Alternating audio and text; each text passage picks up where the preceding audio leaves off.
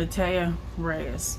Okay, we're going to talk about him and his victims and the timeline and how it embraces the Central Park incident with the exonerated 5. Okay, so this guy Matias Reyes was really a violent dude. He had a violent background. All right, so he lived in Puerto Rico for quite a few years with his mom and his dad, and his mom ended up moving to New York, so he ended up staying there with his pops in Puerto Rico. Eventually, he got in a lot of trouble. Apparently, he was sexually abused by a family member or a stranger, he said. So he was a little emotionally distraught. In school, they had noted him to be emotionally distraught when he was in Puerto Rico. So in due time, he had came over to New York and lived with his mom. So him and his mom will always get into it. They were saying that he was abusing his mom. They said he was sexually abusing his mom. So it gets real deep with this Matias Reyes. If anybody, did the research on homeboy, they would have realized, like, he's a problem. And he's been a problem. And he's going to continue to be a problem. So what was going on was, he was running around, like, in September 2018, he had took and attacked a woman then. He attacked another woman, in June? Here, look. Let me pull out my little list here. Let me pull out my little list here, and I'm going to tell y'all everything. We just going to get into all the details here. Alright, I'm just going to run you down the timeline. Alright, so Jackie Hervac, 27, was sitting at a pew at a church across the street from Central Park called Church of Heavenly Rest. So while she was sitting there, someone taps her on her shoulder and asked her what time it was. It was Matias Reyes. So she says it made her nervous. So she started to walk towards the door to get ready to leave. So he followed behind her and he grabbed her from behind. And he put a knife to her throat and said, "If you scream, I'm going to kill you." So he took her to the stairwell. And she said at that time he had just went crazy. He choked her so hard that blood vessels had popped out of her eyes. She begged him over and over, "Please don't rape me." She told him that she had an infection. And it would be something that he didn't want to catch. So he left. He just left the scene. So on April 17th, 1989, there was a 26-year-old woman. She was alone. Someone approaches her, tried to make conversation, and she walked away. He attacked her, beat her, tore her clothes off, and then he started to begin to rape her. Then a man that was nearby had came running over, and he ran. So that's a rape. So we have an attack, a rape, and then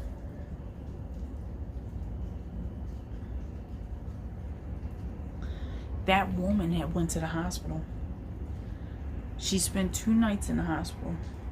They weren't able to collect any DNA. She did recall that he was a Hispanic male and he had stitches on his chin. A detective checked local hospital records and found that a man named Matias Reyes, fitting the description given by the victim, got stitches on his chins a few days earlier at a metropolitan hospital. Yet Reyes was never questioned. The victim left New York soon after and didn't cooperate with police. So the detective who found Reyes' name was transferred out of the sex crime squad and the case was closed. So 2 days later after that rape, I'm never going to get through this video. Anyways, Unique, stop. No.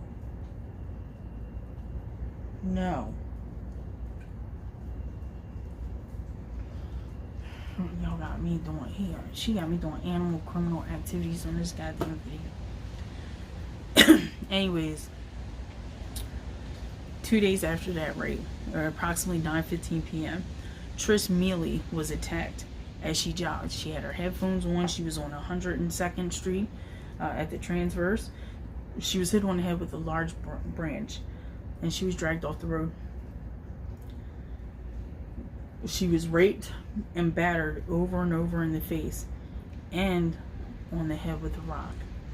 Finally, Millie was tied up with her own shirt and left to die. This is June 11th, 1989. So Reyes had followed a woman into an apartment building on the East 116th Street. He knocked on the door. When he got inside, he forced her into the shower, where he raped her. Then he raped her again on the bed. He held her face in a sink filled with water, and to keep her from identifying him, he stabbed her around the eyes. The wounds were, not that bad, so she's fine. Her sight is fine today. This is wild. So had they had caught him, instead of capturing those 5 boys right then and there that night, without even giving them a chance to go back home, come back on a court date, have a prelim, like without sending them home, they kept them locked up that night. Like, weird. That's some weird shit. So anyways, if they wasn't so pushy about making these boys guilty, they could have been on the right move. They could have got the DNA from old girl's sock and matched it to Reyes. His name was at a hospital. Like,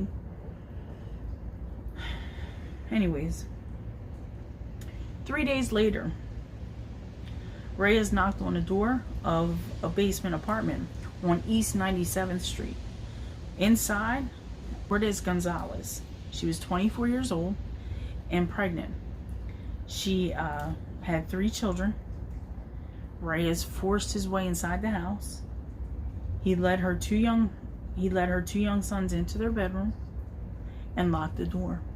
Gonzalez begged him to let her 3-month-old baby go with the boys, and for whatever reason, he did. He let the baby go in there.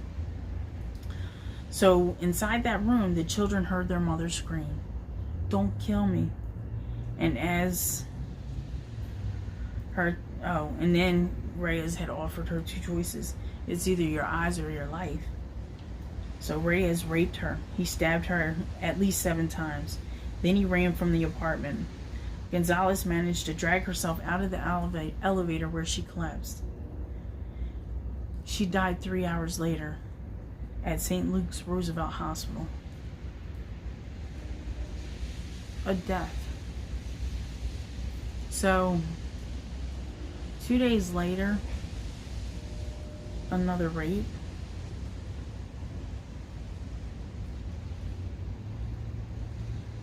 Like a month later, a rape and a murder.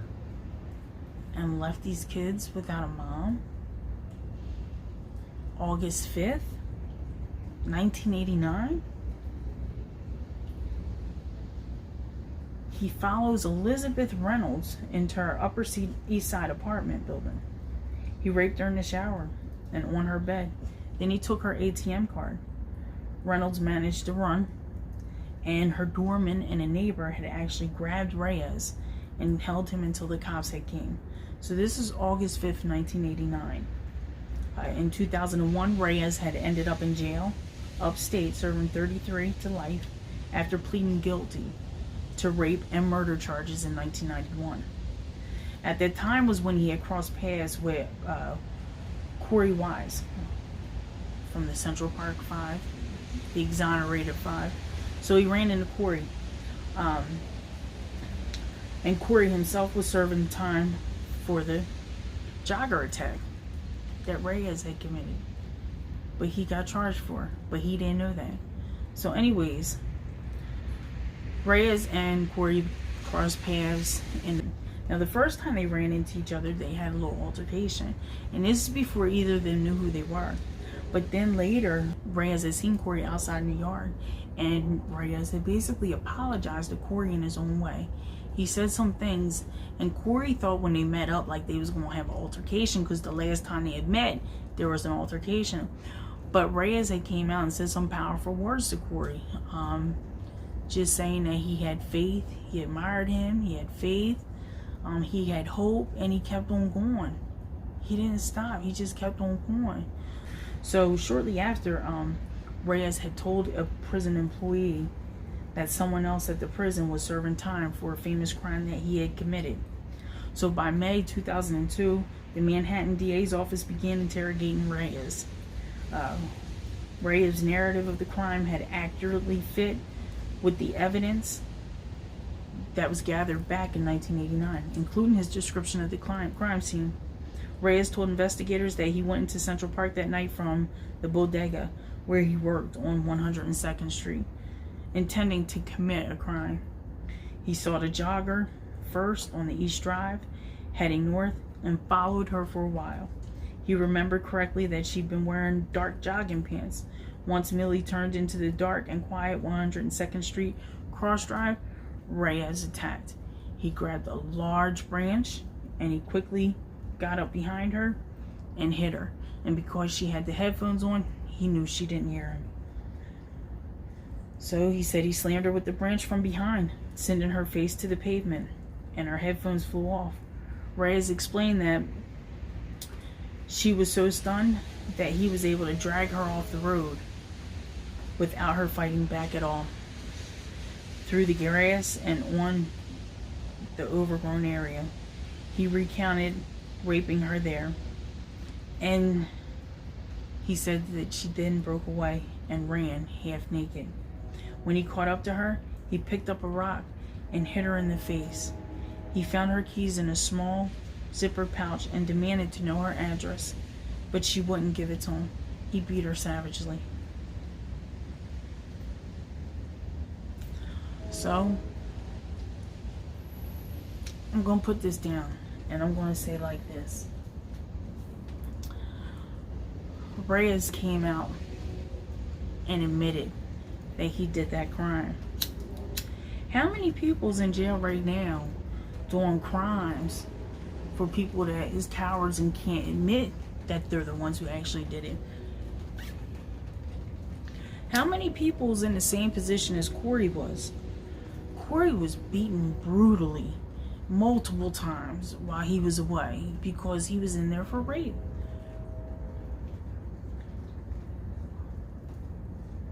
So listen,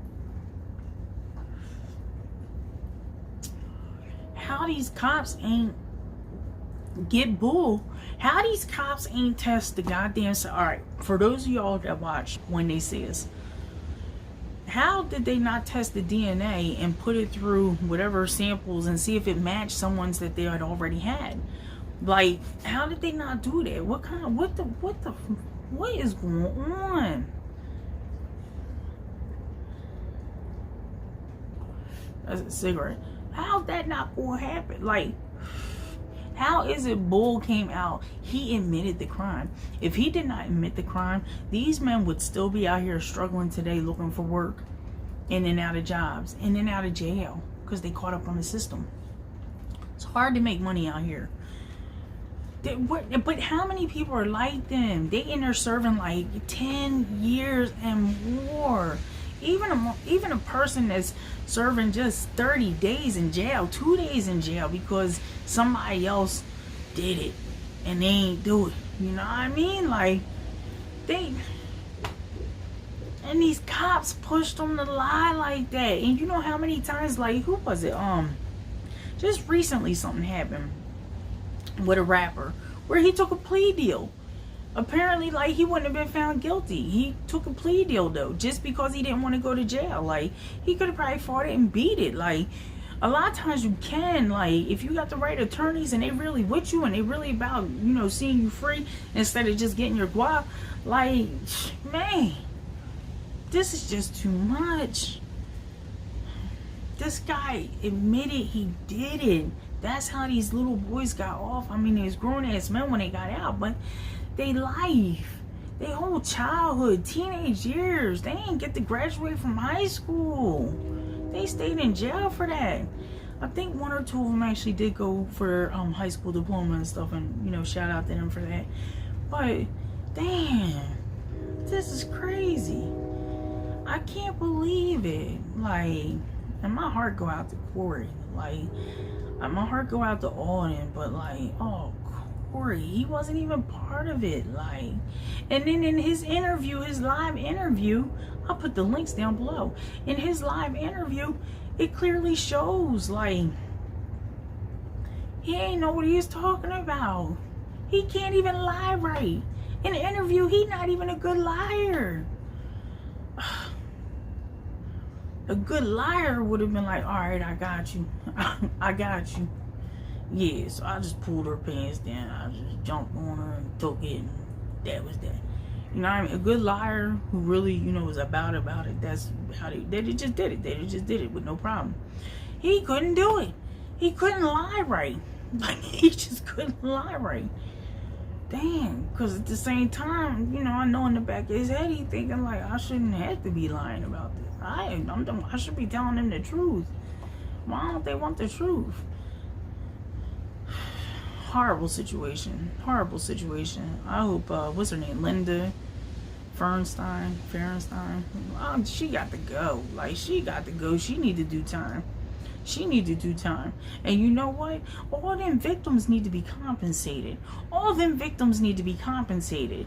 Not, yeah, the 5 boys who spent their lives in jail and institutionalized, even mentally for the rest of their lives, they're going to be institutionalized.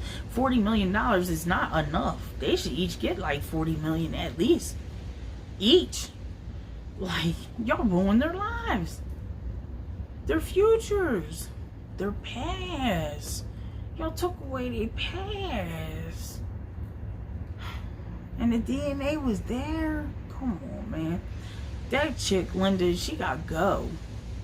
She gotta go. Like, she gotta do time or something. Like, this is not fair. This is not fair. I'm glad she is, you know, feeling it, though. I'm glad people is shutting her down, though. Everybody need to shut her down. Everybody need to show her what it feels like to be shut down. How about that? How about that? Alright, guys. Until next video.